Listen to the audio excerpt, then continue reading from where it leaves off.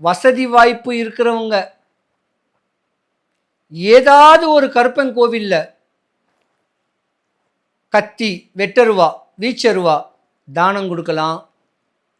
இல்லை சாமிக்கு ஒரு ஓடு போட்டு கொடுக்கலாம். இல்லை சாமிக்கு பாதம், கால், ஆணி செருப்பு, அந்த செருப்புகள் வாங்கி கொடுக்கலாம். இப்படிலாம் முறையாக ஒரு வழிமுறை பண்ணிக்கிட்டு வந்தேன்னா நம்ம குடும்பத்தோட குடும்பமாக இருந்து நம்மளை காவல் காக்கக்கூடிய ஒரு பக்குவத்தை அண்ணன் நம்மளுக்கு கொடுப்பார்.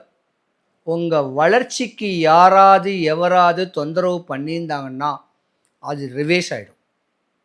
உங்கள் நோய், உங்கள் வளர்ச்சி பார்த்து தொந்தரவு பண்ணால் நோய் இருந்தால் கூட இந்த நோய் ரிவேஸ் ஆகிடும். உங்களுக்கு எந்த குறையும் வராது. முடிஞ்ச அளவுக்கு அண்ணன் கோயிலில் தானம் பண்ணுங்க, இல்லை தவம் பண்ணுங்க. இப்படி அண்ணனா நினச்சி தான் குலதெய்வத்துடைய வழிமுறைகளை பக்குவம் பண்ணிக்கிட்டா கருப்பண்ணன் கூட ஏற்பார்.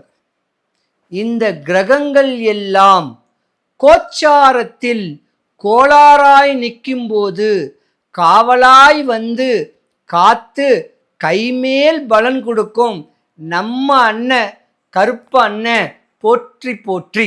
தீபம் அகர்பத்தி ஒரு தெய்வீக அனுபவம்.